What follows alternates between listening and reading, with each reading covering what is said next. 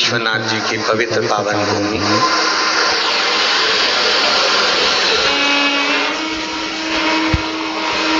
वाराणसी के इस पवित्र पावन प्रांगण में बाबा विश्वनाथ जी की पवित्र भूमि पर मां गंगा के तट पर आयोजित ऑनलाइन शिव महापुराण की कथा बाबा शिव की कृपा से, करुणा से, उनकी उदारता से चल रही है। इस पवित्र पावन व्यासपीठ के सम्मुख में बाबा विश्वनाथ जी की भूमि से बाबा विश्वनाथ जी की ही प्रेरणा से 1008 श्री संतोषाचार्य जी महाराज सतुआ बाबा जी जो इस पवित्र कथा को दिव्यता प्रदान कर रहे हैं, दिव्यता दे रहे हैं। एक बार जोरदार ताली बजाकर सतुआ बाबा जी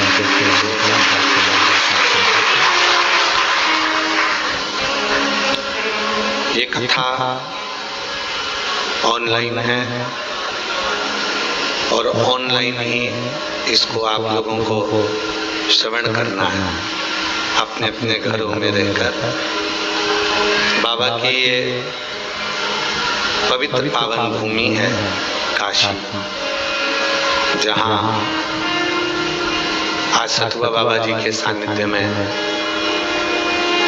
सुंदर नौ जजमानों के सानिध्य में सतुआ बाबा जी ने आज बड़ा दिव्य बाबा विश्वनाथ जी का दर्शन कराया, अभिषेक करवाया और बाबा की कृपा से ये दिव्य दर्शन श्रावण के महीने में मिलना तो मुश्किल है, पर कहीं ना कहीं सतुआ बाबा जी का जो आश्रम है, मंदिर है, वो विश्वनाथ जी के बिल्कुल बाजू में है। तो दोनों की बातें होती रहती हैं, इसलिए बाबा जी विश्वनाथ जी की कृपा हो गई और सतुआ बाबा जी आज विश्वनाथ जी का दर्शन करा दिए। कथा के मुख्य यजमान श्री अमित मुदगल जी बीटा अम्बाला से हैं, जो पवित्र कथा की दिव्यता प्रदान कर रहे हैं और बाबा की कृपा इन पर है। श्री कृष्णलाल गुप्ता जी अम्बाला हरियाणा से है, जो पवित्र शिव महापुराण कथा के मुख्य यजमान पद ग्रहण करे हैं। श्री राजकुमार राठौर जी दिल्ली से हैं, वकील साहब, जो आज नाव में भी बड़ी सुंदर सुंदर भजन प्रस्तुत कर रहे थे। श्री प्रदीप बंसल जी दिल्ली से हैं, जो बाबा की कृपा से पवित्र शिव महापुराण कथा की दिव्यता प्रदान कर रहे हैं। शामेश्वर एवं एकांतेश्वर महादेव नोएडा, जो ऑनलाइन टीवी पर ही यजमान पद ग्रहण करे हैं। चतुर्वेदी परिवार झांसी से है, जो इस कथा को पूरा सूत्रधार से पिरोते हुए चल रहे हैं। श्री चंदन जी सोनी देवास मध्य प्रदेश से हैं, जो निरंतर प्रतिदिन श्रावण महीने में पार्थिव पूजन कर कर अपने जीवन को और संपूर्ण विश्व का कल्याण कर रहे हैं। श्रवण कुमार मिंटू भैया वाराणसी से हैं, जो पूर्व में भी काशी की कथा का जब सतुआ बाबा जी कथा कराए थे तो उसमें यजमान पद ग्रहण किए थे। श्रीमती उषा अग्रवाल जी वाराणसी से हैं, बाबा की कृपा से इस वर्ष यजमान पद ग्रहण किया है। श्री अनिल जायसवाल जी वाराणसी से हैं, जिन्होंने बाबा की दिव्यता के साथ में इस वर्ष यजमान पद ग्रहण किया है। बाबा से प्रार्थना करते हैं कि बाबा भंडार भरे, हर साल आपको यजमान शिव की कृपा। और तेरी कृपा बिना न हिले एक भी लेके श्वास की कृपा से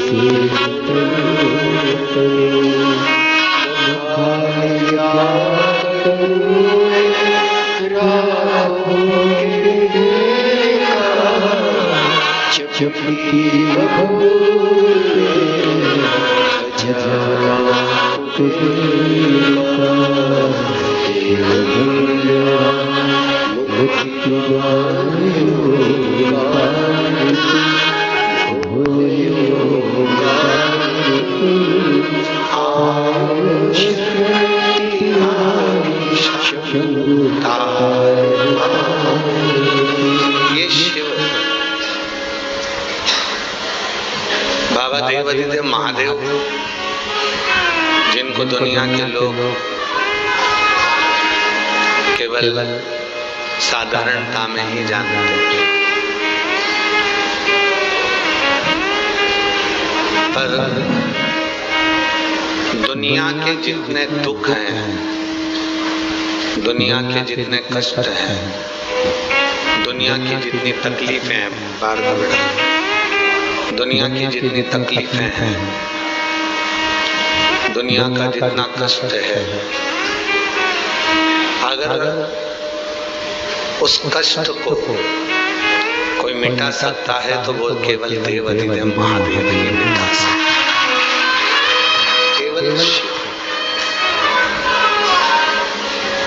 केवल भगवान देवाधिदेव महादेव, भगवान शंकर ही मिटा सकते।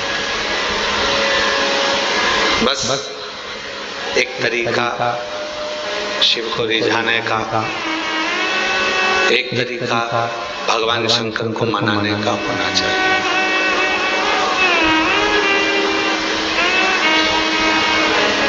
कोई बड़ी, कई लोग कहते हैं कि हमने सावन के महीने में बहुत बड़ी पूजन रखी है।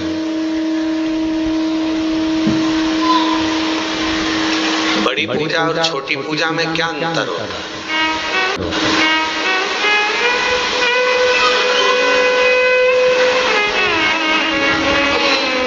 कोई बताए भला कि बड़ी पूजा ऐसी होती है और छोटी पूजा कैसे ऐसी होती है? संजय जी, बड़ी पूजा में और छोटी पूजा में कोई अंतर हो सकता है क्या? भाव बड़ा हो सकता है, भाव में अंतर हो सकता है, पर देवता में, पूजन में कोई अंतर नहीं। पूजा में कोई अंतर नहीं।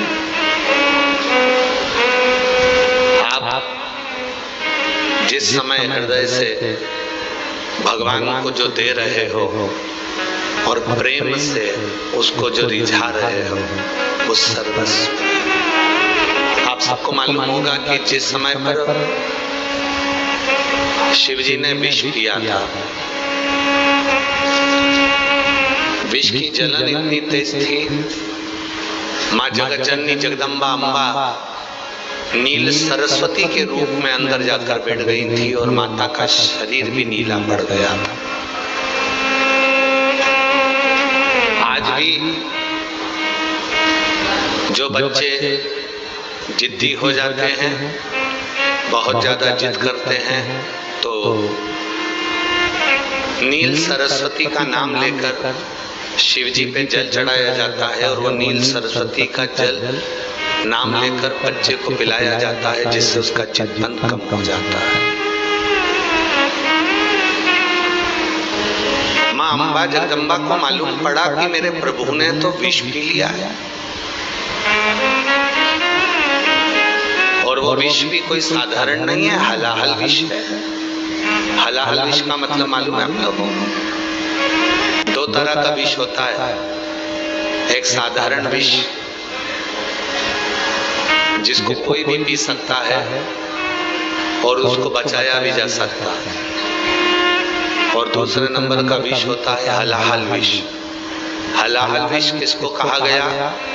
कहते हैं पूरी सृष्टि के जितने जहरीले जीव जंतु हैं उन सारे जहरीले जीव जंतुओं का विष निकलवा लो, उस विष को अग्नि में पका लो, अग्नि में पकाकर उसका अर्क निकलवा लो, उस अर्क को भी और पका लो, पकाकर उसका और अर्क निकालो।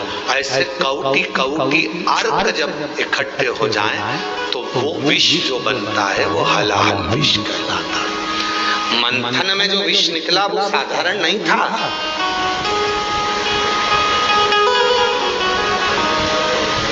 साधारण विष तो पूतना अपने स्तन में लगा कर आ गई थी और भगवान कृष्ण उस विष का पान कर रहे थे। शिव जी गले में बैठे हुए थे भगवान कृष्ण के।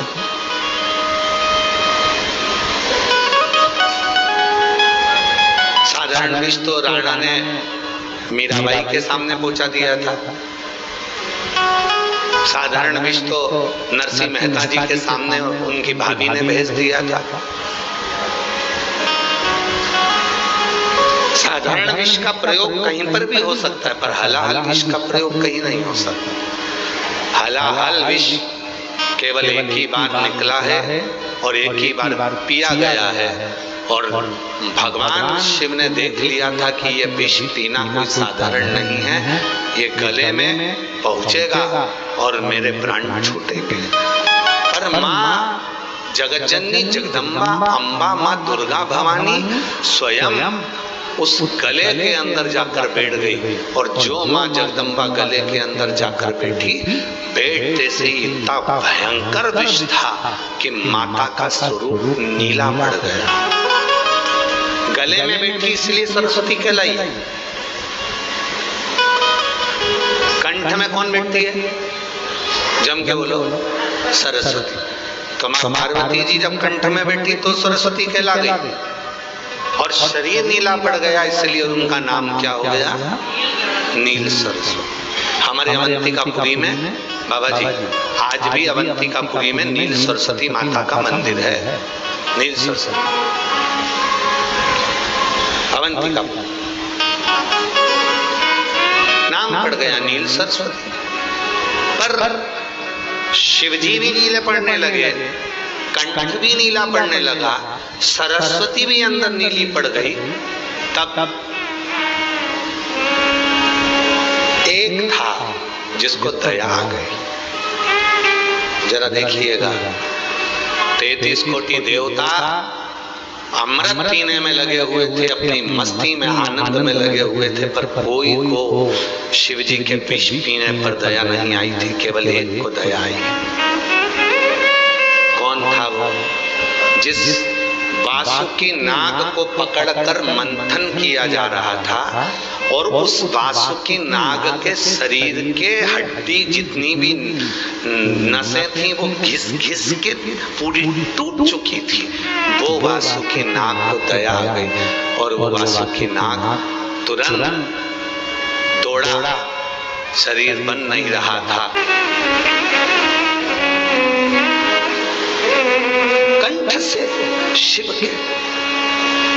सरस्वती माता अंदर से देख रही है कि वासुकी ने गला शिव का लपेट लिया है, जिससे उनको विष की जलन ना हो, विष की तपन ना हो, विष का कंठ का जलन ना हो, जलन ना हो। शिव जी का कंठ जल रहा है, नील सरस्वती अंदर है, वो भी नीली पड़ चुकी हैं। सर वासुकी लपटा, वो भी नीला पड़ गया, वो भी नीला। शिव महापुराण की कथा कहती है, तब वासुकी नाग ने चिंगाड़ा। इतना तेज वासुकी नाग फुनकारा, उसके नील शरीर में से नील फुसकार निकली, और वो नील फुसकार आज भी नीले आसमान के अंदर हमें नजर आती है। जो ये अंबर, जो ये आसमान दुनिया के लोगों को नीला नजर आता है, ये कोई साधारण नहीं है, ये मेरे उसी शिव की शक्ति का नीलांबर है। उसी शक्ति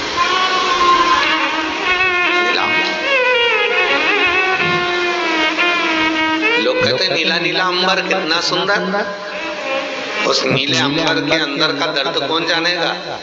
जब वासुकी नाग ने अपने फण पूरा की पूरा नीला हो चुका था, वासुकी नाग भी नीला हो गया था, तब वो वासुकी नाग ने अपनी फुनकार दी और फुनकार इतनी तेज थी कि अंबर भी नीला पड़ गया था। आपके बच्चे यदि आपसे पूछें कि माँ ये अंबर नीला क्यों है, तो आप बताना कि ये कोई साधारण नहीं है, शिव की शक्ति का प्रतीक है। बोल बम का नारा है, ये कोई साधारण नहीं। बाबा जी आज के समय में बच्चों को ये भी ज्ञात नहीं है कि अंबर नीला क्यों है, काहे के लिए नीलापन अंबर में आ गया। और हमें तो ऐसा लगता है कि आप लोगों को भी स्मरण में नहीं होगा कि अंबर नीला काहे से पड़ गया, नीला क्यों हो गया, अंबर का नीलापन क्यों है, किस लिए। और ये जल थल अग्नि आकाश वायु पताल जो सब कुछ है, ये सब शिव का ही तो दिया हुआ। वो वासुकी नाग जो गले में लपटा हुआ था वो नीला पड़ गया था, उसकी फुनकार से अंबर नीला हो गया। वासुकी अब शिव जी को अब जहर का असर नहीं था। सरस्वती मैया भी बाहर निकल चुकी थी, मां अम्बा बाहर आ चुकी थी। और जब वासुकी नाग एक कोटर में जाकर पड़ा हुआ था, तब मां अम्बा रोज भोजन बनाकर तैयार करती थी और वो वासुकी नाग को ले जाकर देती थी। शरीर बेकार हो गया।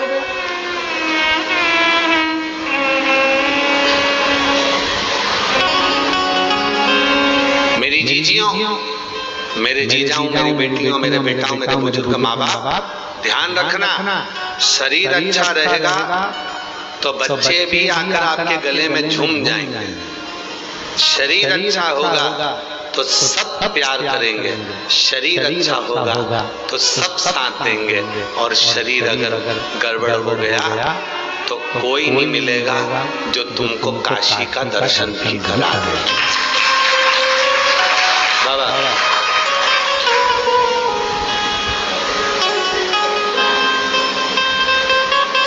मुदगल जी, बड़ा कठिन है। शरीर ठीक है ना तो तुम 80 घाट भी चले जाओगे, शरीर ठीक है तो तुम मणिकर्णिका भी चले जाओगे, शरीर ठीक है तो गणेश घाट भी हो जाओगे, शरीर ठीक है तो सब जगह जा सकते हो। और शरीर ठीक नहीं, आज हमारे बाबा जी कर रहे थे, बाबा सतुआ बाबा जी का कह रहे थे कि महाराज जी ये घाट से सीढ़ियां ऊपर चढ़ना है ना विश्वनाथ जी की, तो थोड़ी टेढ़ी चढ़ना, एकदम सीधी चढ़ोगे तो थक जाओगे, थोड़ा तिरछा टेढ़ा। बाबा जी को भी लग गया था महाराज थोड़े हेल्थी है ना।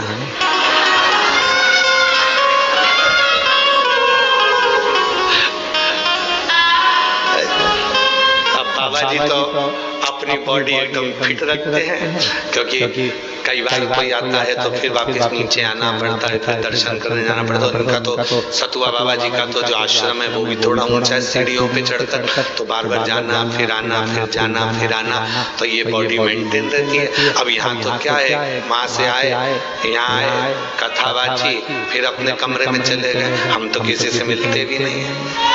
आप लोगों से मिले क्या? हमारा तो मिलना भी नहीं होता।